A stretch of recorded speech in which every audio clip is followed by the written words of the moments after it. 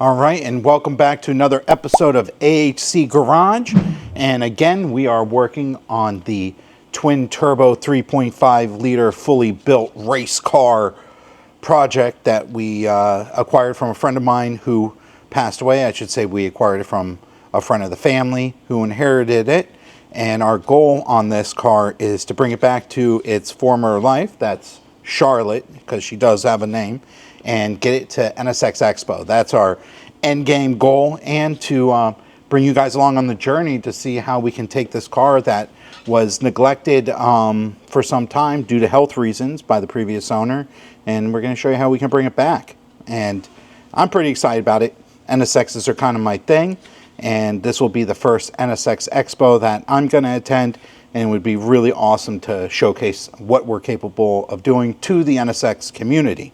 That being said, we went through this car and we got it where we thought it was safe to drive it and go and see what's going on with the car. That allowed us to diagnose some of the issues, such as the AC.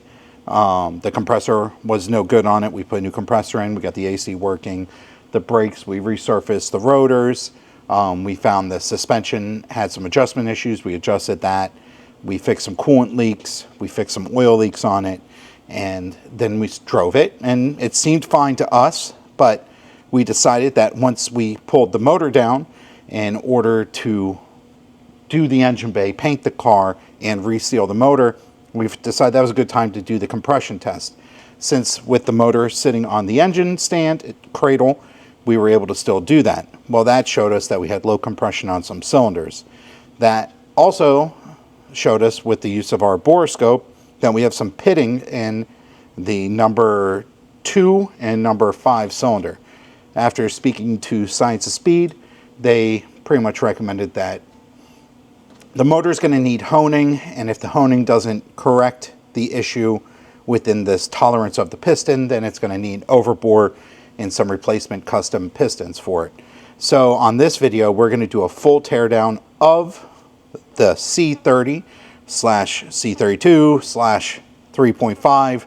In other words, they're pretty much all the same basic motor, but we're going to go top to bottom, tearing this thing down, because we're going to send the heads to get redone. We're going to send the block to the machine shop to see what they're going to say. But in the end, the motor is going to get a full rebuild. So we'll show you how this motor differs from the J's, the B's, and all the other series motors that we've worked on here, because it does have similarities to some, but it's definitely its own special motor. So we're going to start ripping this thing apart. I hope you guys enjoy it. All right, so the first step in this is we're going to get the harness out the way, and we're also going to get the intake manifold out the way. So we're probably going to take the harness and the manifold together off of here. Manifold is a pretty all-inclusive unit. It has the injectors on it. It's held down with a bunch of 12s, a couple of 10s, and some hoses and harnesses. But that's what we're going to attack first. There's a few things we got to disconnect, and this will all come off in one unit.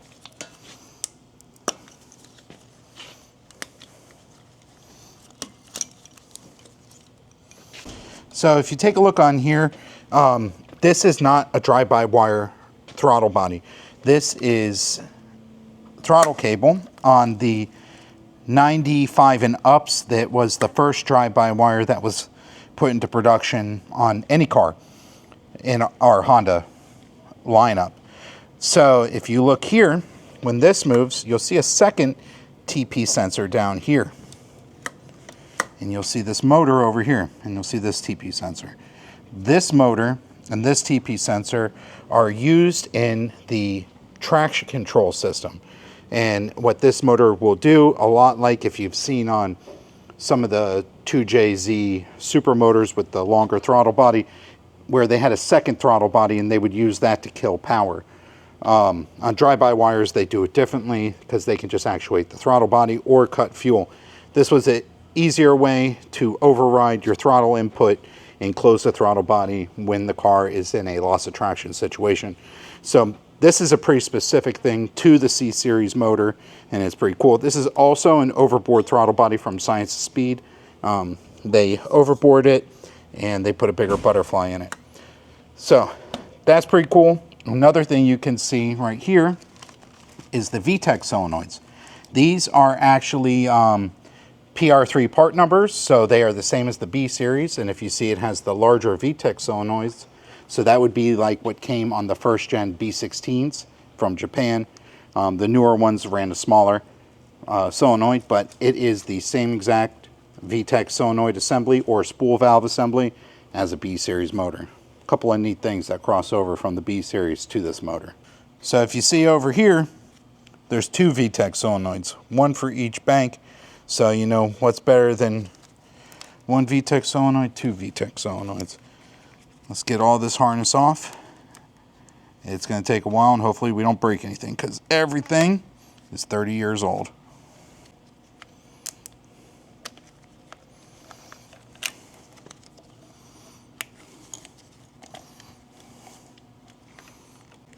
Another cool thing about this car is the NSX is equipped with a factory oil pressure gauge, not just a light. So this is a sending unit for the oil pressure gauge. Pretty neat. So far, we're taking this apart. I know we're just into it.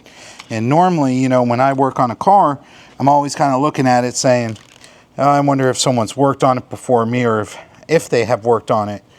Because sometimes we get some of these cars that have had no maintenance ever. It's pretty rare, but it does happen. But if as I'm working on this, I can see, you know, Science of Speed, we know, took it apart. And maybe someone else did after the fact, but everything's in its spot.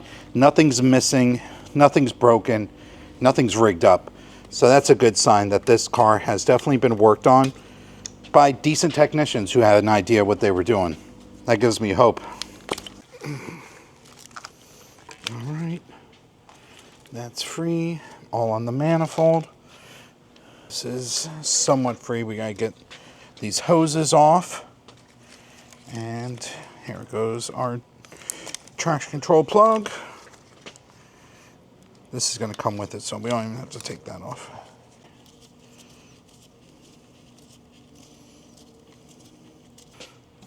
These.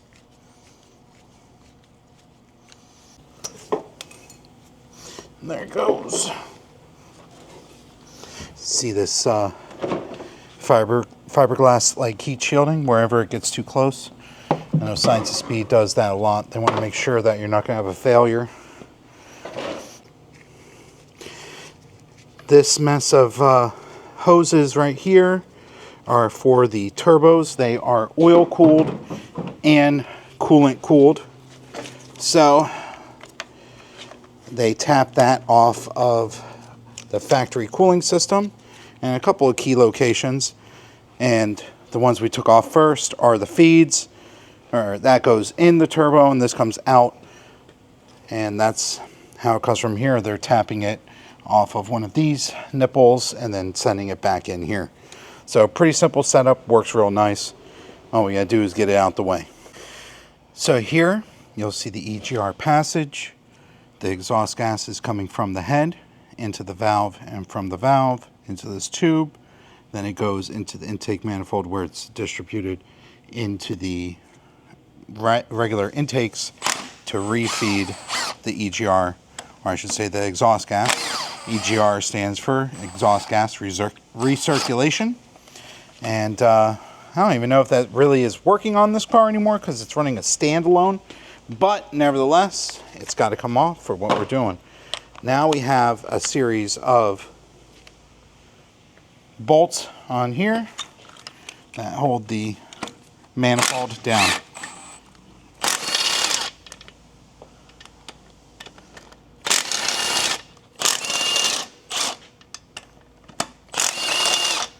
I brought mine back down. I'm ready to go. Well, you got one stud that you're on. All right, I think we're good. All right, so just by removing the manifold, you can see a lot of the clutter came off.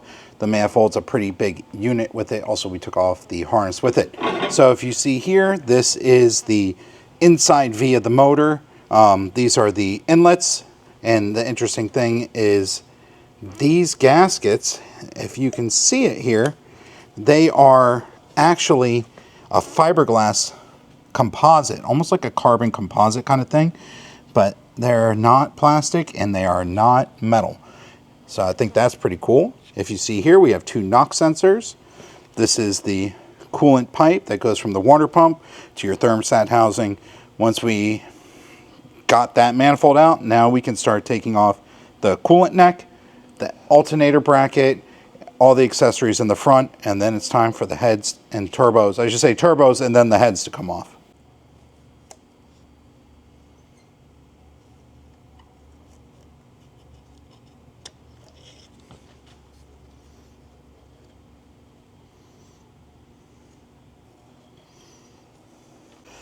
Manifold deal here.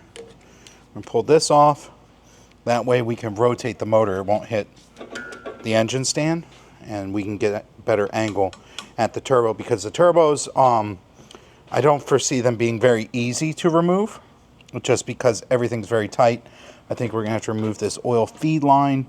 Then we can gain access to the bolts here on the turbo, and then maybe the downpipe comes off too. There's a lot.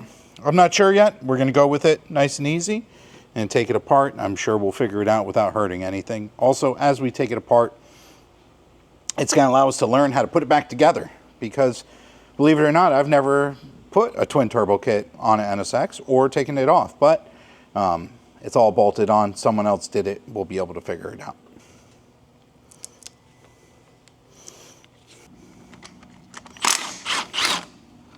So we can see some of that coolant residue starting to seep past the seal here. There's a rubber O-ring that is located on either end of this pipe, and that's what seals it into either side. So we're going to see the condition of that, and that will probably lead us to either replacing or refinishing this pipe here.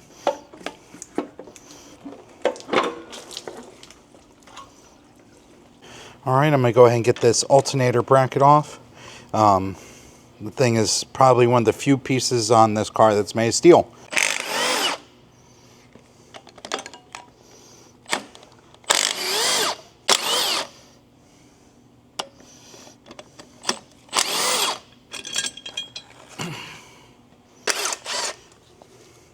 Oh yeah.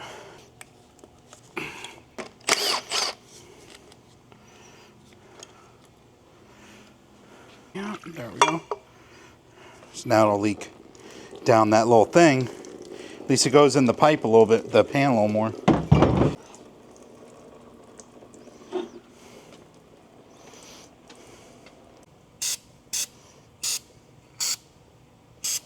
So it looks like on this turbo manifold here, we're going to take everything off in one unit, downpipe, the turbo, and the manifold, and we'll disassemble it on the bench. We're going to have to take off the AC bracket as well, and then that should give us pretty easy access. We're doing this one first because it is not like the other one. That back bank is a whole nother headache, and I'm very excited to figure it out. I think that's the right way to say it. We got the oil feed line here, and then we have the oil drain line that we have to disconnect as well.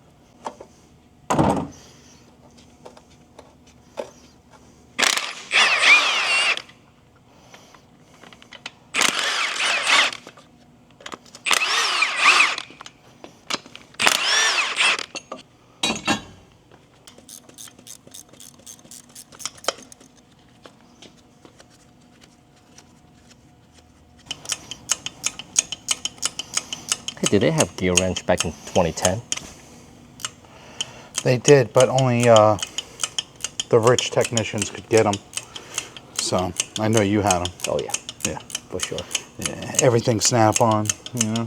I'm not sure it's everything snap-on. Everything snap-on. I tried, but it's not everything. Two sets of everything snap-on, Mike? No, no sir. Yeah. No, sir. It's not like sneakers. Yeah, nah. You know, I think I only recently, like when I say recently, it's been many years, but I used Gear Wrench brand for years before I switched up to only a few of mine are snap-on now. But actually I still have Gear Wrenches from God knows how long ago.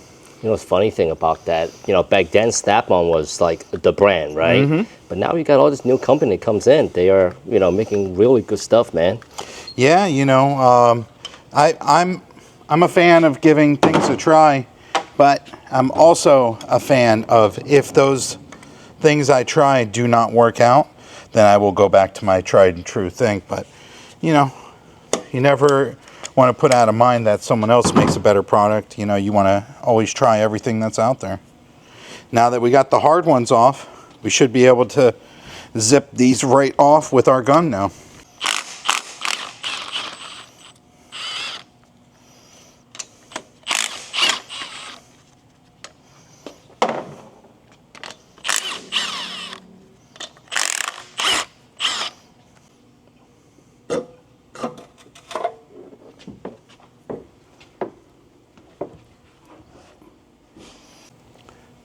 You could see here that nothing was modified, no webbing was cut in order to get anything to clear. Everything is just designed very, very tight, and it works, which is very nice. You know, the funny thing is, I don't know, am I right, John? This is a 97 head. You know, I am not 100% sure how to read that properly. It could be, but like I said, you know, I would be assuming that could have something to do with the mold. Yeah. I'm not sure if the heads have been replaced or not. Hopefully someone in the comment section can enlighten us. Yeah, because I know these are all, there's another thing here where we have our PR7, and that's another something to do with the mold. This is something to do with the mold. This could be, like you said, 97, and that is an A, so I don't really know what that refers to.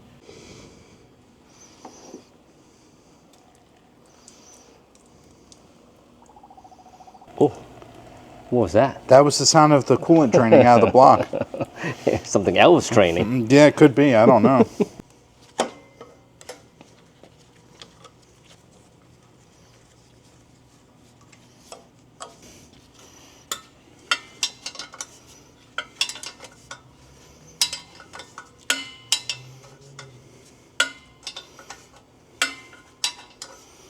Nice.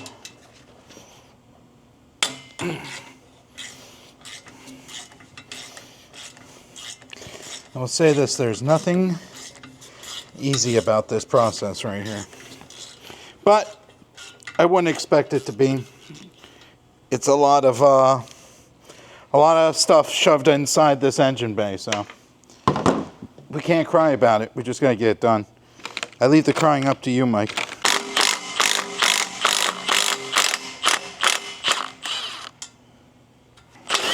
Oh, you are. I think you broke that loose, huh? Yeah, sure did.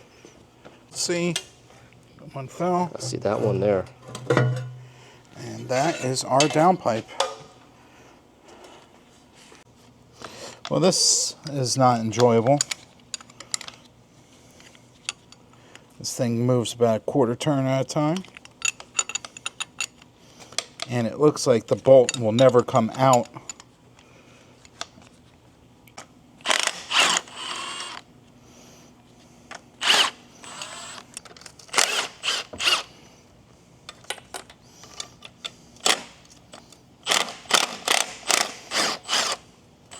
We're almost there. One turn at a time. Oh, there she goes. She's free. Let's put this over here next to turbo number 1. So that stud definitely came out with the manifold. Whew. So now we can see the turbo is off. Now we have to remove the oil filter housing, oil warmer, and all of the timing belt components, these back covers, and then we'll be able to pull the heads off of here. So let's move on to the next step. Look at this hose is all juiced up from the leaking oil. So swollen up, look at that. Yeah, that oil was leaking straight down onto all this, so that is what happens to your rubber hoses when they get oil soaked. They get pregnant.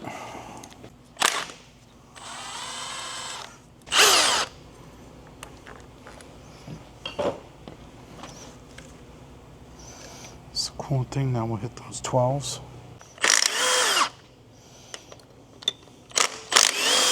This is going to leak oil.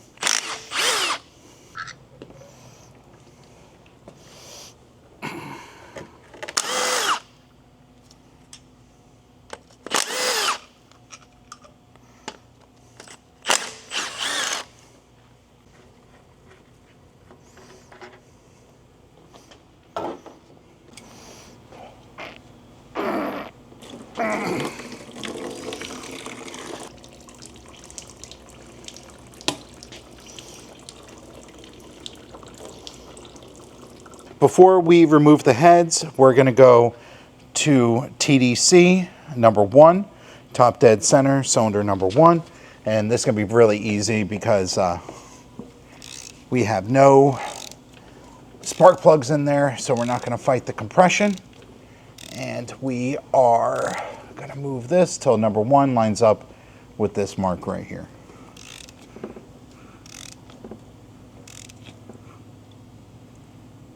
So we got that lined up. We have our marks lined up here. This exhaust cam is supposed to be a half tooth clockwise past the mark there, which is where we set it. And you can't see it here, but you will see that this mark is straight upright. There's another mark farther down.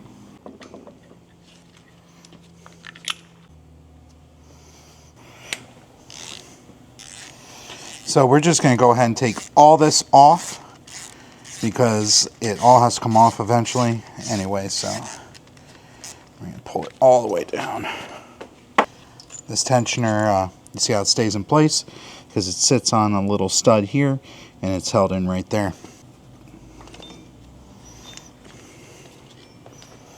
Easiest way to take this belt off ever.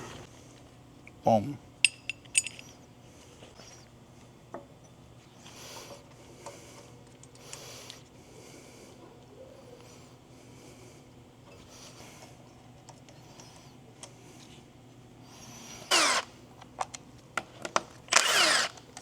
Once we get this off, you get a little better look at how everything is together on here.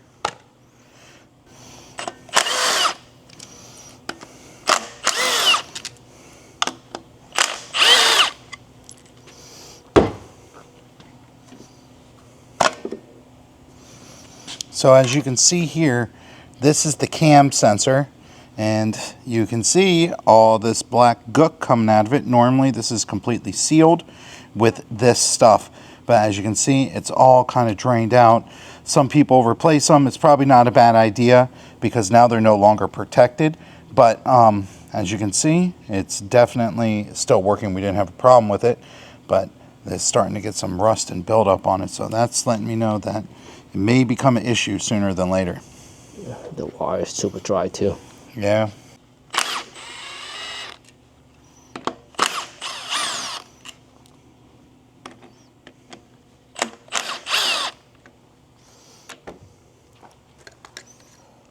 Alright, so now we're just going to remove the VTEC solenoids. Just like a B series, baby.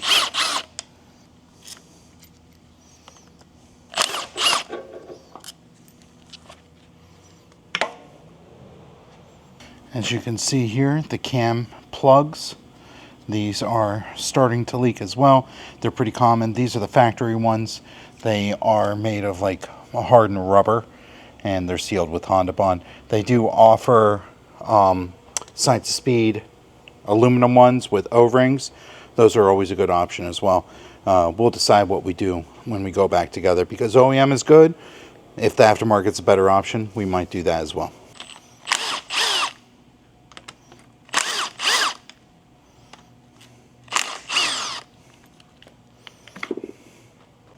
Now we're going to remove the EGR assembly.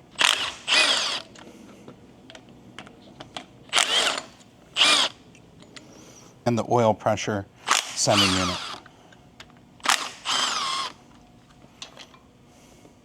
Alright, so now we're getting ready to remove our cams in order to get to the head bolt studs, head studs, nuts. They're located underneath the cams. If you take a look at this and you've seen a B series head, you'll see there's a lot of similarities, such as the, I don't even know what they're called, but these caps here that go across, it's actually what supplies the oil to the VTEC system. And on this C-Series motor, you'll see that the cams are kind of covered on both sides. That's to allow it to oil a lot better. Oiling was a big concern for them on this motor, so that you can see they went above and beyond to make sure that it was properly oiled. But once we pull this off, you'll see that this runs the same kind of lost motion assemblies as the B series, and the actual lifter rocker areas, those are pretty similar too. So let's pull it off and we'll show you a little bit more. So what we have here is our Astro Tools Extra Deep 12. That helps us get over some of these longer studs that tend to be a little difficult with a standard socket. So we're going to go ahead and crack all of our bolts loose from the outside in, and then we'll use the gun to zip it off after they're cracked loose.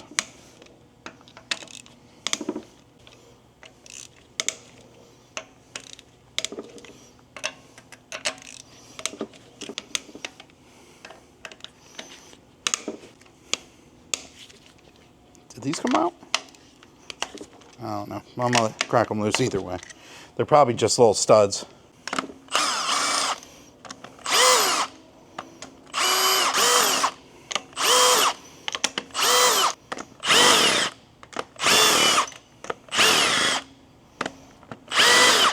That was the cam turning.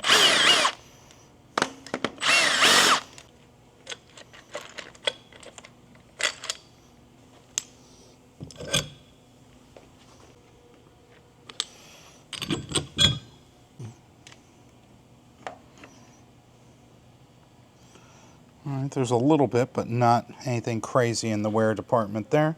Let's keep pulling it off and see. These cams, the cam end plugs that we mentioned earlier, they're weird on this motor. They actually, if you see here, this little bit of the cam, this rides inside of the cam plug. So they're not as easy to put in as like a B series one. Here's our cam. We have some light wear on the journals. This was what we saw on the cam, which now that it's out, it looks much less severe than what it looked like when it was in the car. This has given us some good hope on it here. And we can also look here and see no real significant wear on any of these contacts. So I think we're probably going to be pretty good with just our replacement cam, but we're going to send the head, both of the heads, to our local machine shop that does all of our head work, and we're going to have them inspect it all and have them check all the clearances on these cam journals and make sure everything is within the proper spec with our new cams. Okay, you see how that's in there? Boom. Yeah, they see how the cam sits inside of here, so it's definitely weird that they made the cam a little longer.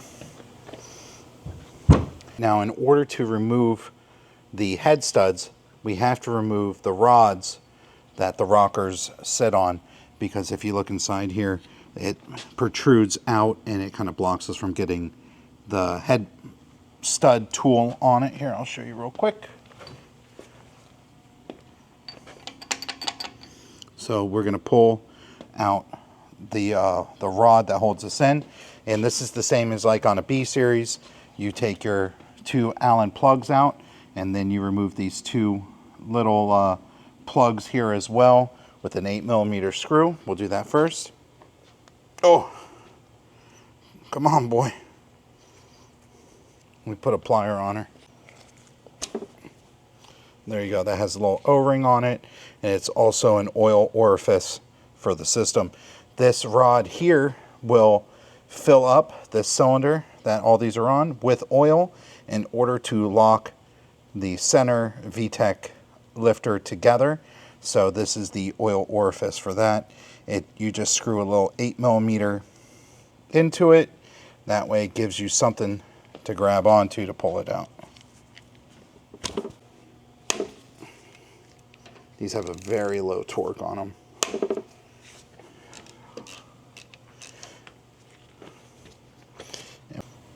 So you'll see as this comes out, these will become loose. We're going to bag them so nothing gets lost or put out of place.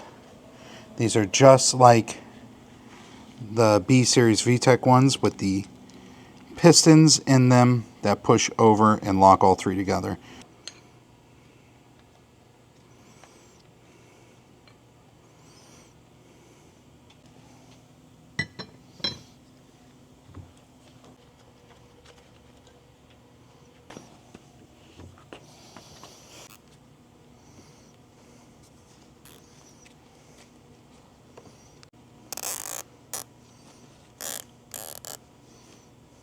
All right, so now we have these all set up. We're gonna bag them and we labeled them so that we're sure where everything goes. We're not concerned about which cylinder they go to, just that we have intake with intake and exhaust with exhaust for each head.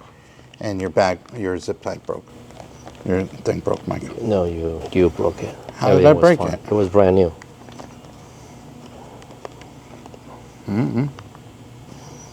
I think you got the Chinese ones. Oh, you can fix carpet, you can't fix that, huh?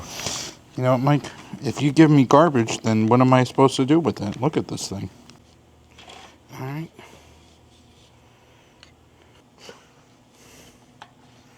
All right, so now you see we have all the cam assemblies out of the way, all the rockers, all the VTEC goodies out, and we get a little better look at the head.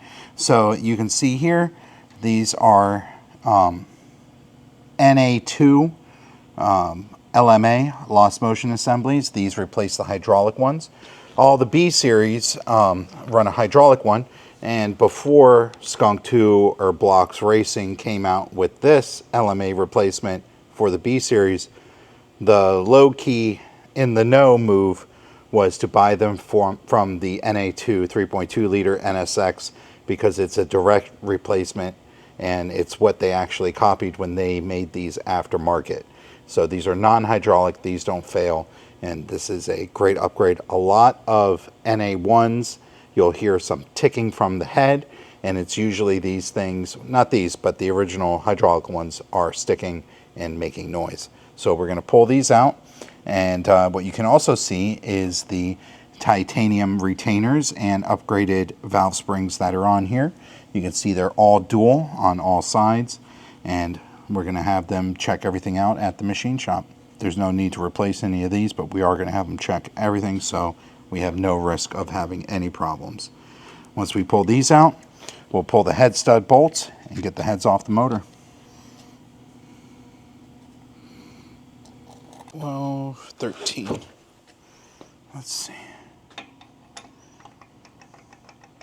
So this head has ARP head studs. It's got a 12.13 on it, which is probably something proper and standard, but that's what we have, and we're going to go ahead and crack these loose from the outside in.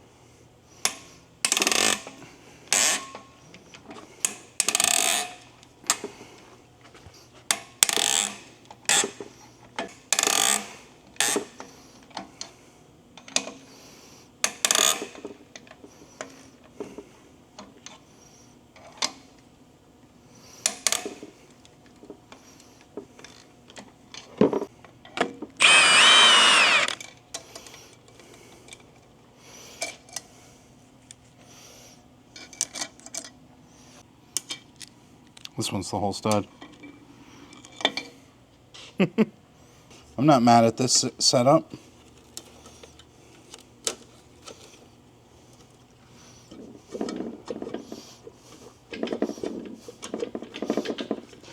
Head studs. Yeah.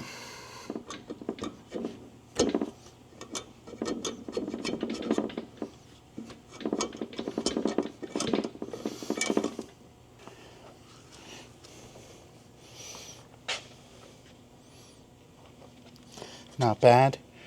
You know, just some typical carbon buildup. And all that will get cleaned up at the machine shop. And our cylinder. Oh yeah. You can see the pitting rust on here. We saw this with our borescope, but now we can see it better. Let me get the head gasket out the way. That's some sort of copper gasket, huh? So this is a just a multi-layer metal gasket. It looks like there might have been some copper spray or something put on there, but normally this motor comes with a like a composite material, like kind of like a crush kind of thing. This is the upgrade to it, and then you can see here the closed deck Darton, I believe it said Darton sleeves here. So these are the steel sleeves. These are the 9.5-to-1 compression pistons. You see they look nice, but if you take a look down this cylinder, you can start to see some of that rusting and pitting that we saw. And we're losing some of our crosshatch when it gets down there. Not a huge deal, but I think this is still something we need to address, because if you look at this cylinder and compare it to the cylinder next to it, we have none of that happening. So I think the good thing to do would be to bring this to our machine shop and have them tell us what they think. And if you also look, there's some different kind of pitting a little bit farther down there on the side. It's like a light gray, kind of hard to see, but we will break the motor down a little bit farther so that we can show you guys everything in detail. Like I said, we're not totally sure if that's going to need honing or an oversize. We're going to let the machine shop decide that. So right now we're going to go ahead and pop this head off and then pull the oil pan and the oil pump and get this whole setup ready to go to the machine shops.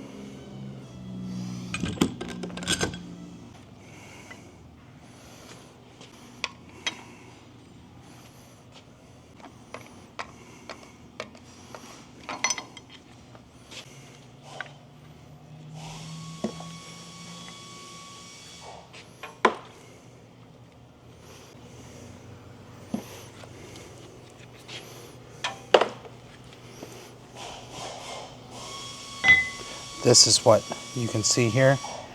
This is what's going to change between the cams for each side.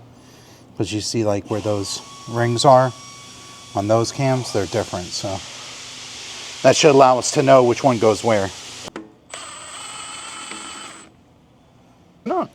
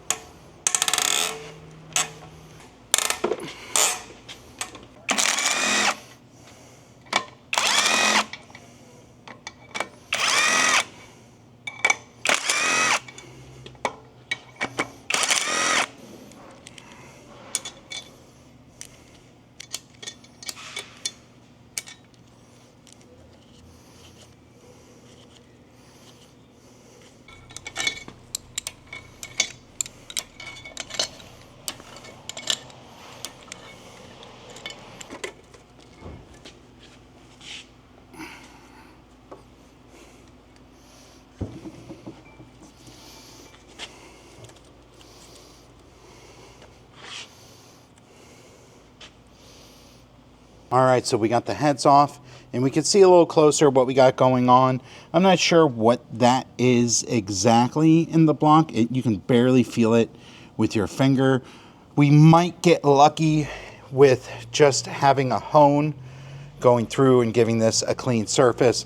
Once again, that's up to the machine shop. You can see also on this cylinder here, we have some rust. This is one has rust as well.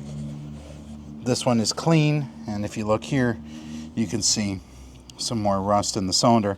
So they might be able to just clean that up, but we're also going to have them check for cylinder wall taper and to see if the piston to cylinder wall spec is proper. Now, that's all up to the machine shop. We're going to break this down a little bit farther more by removing the water pump, oil pan, and oil pump. But over here, you can take a look at the cylinder head, and everything here looks all right. There's something we do see, and that's a buildup on these valves here. You see the difference between these. Sometimes this can do with detonation. It can do with the engine running lean, but all this is going to get gone through by our cylinder head shop, and they'll let us know. You can see this one's more consistent on the color of the exhaust valves, but you can also see different colors on the intake valves. Right now, that doesn't really concern us because we will be putting either new injectors or having our injectors that are on it now serviced. That'll all come together when reassembly goes, but for right now, the goal is to get the heads to cylinder head exchange or depot, and then get the block over to a red line, and let them tell us what we need, because when it comes to stuff like this, you got to bring it to the right people who know what they're doing and use their knowledge, and that's what we intend to do.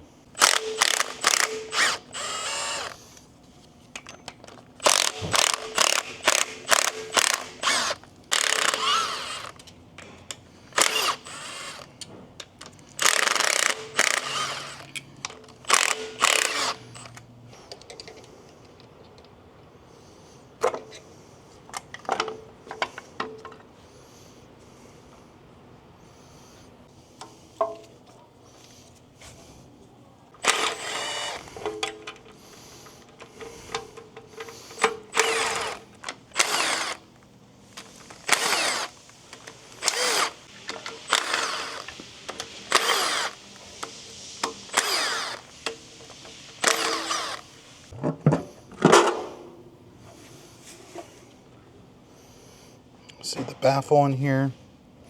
No metal, huh? No metal. Looks pretty good. All right, so in order to get the oil pump off, we have to pull the oil pickup and the windage tray off, which is no big deal. A few bolts here, a few bolts there, and this thing's all apart.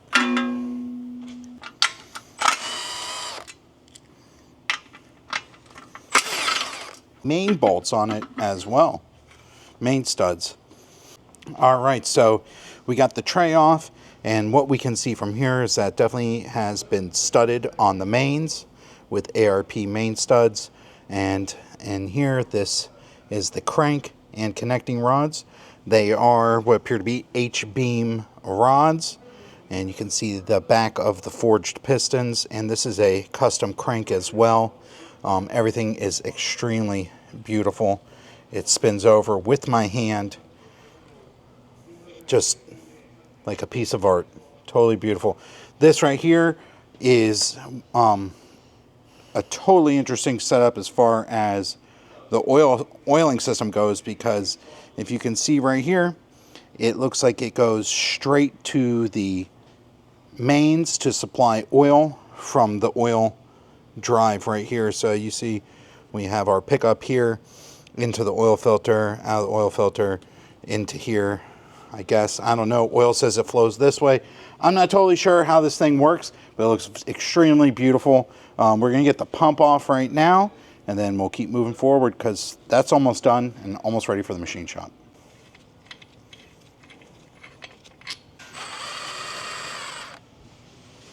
You see the smoke? Yeah. Wow. Was it from the gun or from the screw? It came from the screw. Oh, look, it was dry on the inside. It's probably Loctite. Oh. I thought I was seeing things, John. No, I said the same thing. I was like, what is that?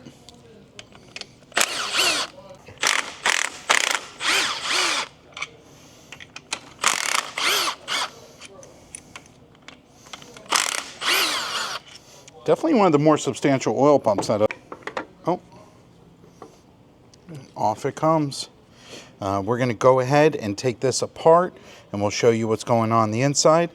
But for now, this thing's assembled about as far as we need it to be in order to get to the machine shop. All right, so we got everything broke down, motor's ready to go. Heads are ready to go. We're going to go ahead and pull off the oil pump gear, this cover here, and inspect everything behind there to see if there's any wear or damage to the gear or the actual oil pump itself. We're probably going to be replacing it anyways, but we want to do this anyways to get an idea of what's going on inside.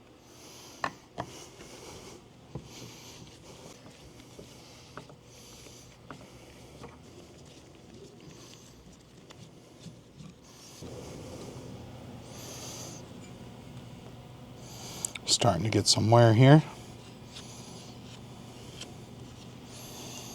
Wow, you can actually feel it now. Yeah, look here. So is this what you're checking for oil pump wear, John? Yeah, we're checking this. This is the gear. We're going to pull it out here like that. This is what we're looking for here. See this? Actually, I don't know if it's catching. It doesn't look that bad. Oh no, it's there. I don't feel it. Yeah, I'm starting to get some good wear on it. See a little bit there. Over here, right? Yeah. Well, I'm not 100% sure in that avenue, but we will reach out to Science of Speed, send them pictures of it, and tell them what they think. But nevertheless, this is going to get replaced with a new pump. But this is more exploratory to see if we had any damage in there. This may be normal wear for a pump this high mileage, but I do know the guys from Helix Auto, they showed theirs, and this part was totally worn down and gouged out. This one doesn't look as bad, but nevertheless, we're still going to go ahead and take care of it. All right, so you guys got to see us tear down this 3.5 liter C-Series motor, dual overhead cam VTEC, fully built twin turbo, top to bottom tear down here. The only thing we didn't take apart was the bottom end. But as you see, everything honestly wasn't even in that bad a condition. I think cleaning and refreshing may get us on the other side of this, valve seals and whatnot when it comes to the heads. But for now, the motor's going to go to the machine shop. We're going to let them do all of their measurements and tell us what it needs. Overall, not totally different than any of the other teardowns we've done as far as it being hard or anything more. The heads are definitely more complicated, but still not a whole lot different than a B-Series. I like to say they're 3-cylinder B-Series heads put on a V6 motor. Now, if up on the heads here, we're going to be going ahead and bringing those 2-cylinder head shop to let them tell us what they think it needs. We're also going to have them inspect the cam journals and everything like that to see if that needs any reconditioning or repair. We'll bring our new cams and our old cams over there. They'll also hot tank everything so that when it comes back, it's totally clean. That's also why we put all of the caps and everything back on, so when they clean it, it gets that tarnish off of the head. But overall, pretty awesome setup. Tons of stuff here that we took off, but it all cleans up very nice and organized, because organization is key important to this. We labeled our bolts. We did everything in order and kept everything contained so that when it goes back together, we don't have to guess, we don't have to confuse things, and it happens a lot smoother and faster. But that being said, that's going to be a wrap for this video. On our next one, you'll be seeing what the machine shop's going to be doing and the results that they're going to give us from all of the work. While this is at the machine shop, we obviously cannot be working on the motor, but we have a ton to do on this because the car is going to get repainted. I don't believe it's going to be getting a color change. It's probably going to stay Formula Red, but it needs to get cleaned top to bottom, engine bay stripped out, front and rear, and taken apart and get it ready to go to Paint Society. We want to get it to them as fast as possible because, as you guys all know, painters take as long as they want to. They are artists. You cannot rush the art. They can rush a mechanic because they all think we're lazy, but we all know that painters, they're above all of us around here. But I'm just messing with him. He does great work, and he's going to be touching this car, and we're going to do everything we can do to get it ready for him. Please make sure to follow along and see how this progresses, and let us know what you think about everything we got here, and we'll fill you in with as much information as we can give. And if you have any questions, let us know. If I did something weird or wrong, let me know. I'll probably listen to what you have to say. But that's all for this one, and we'll catch you on the next one.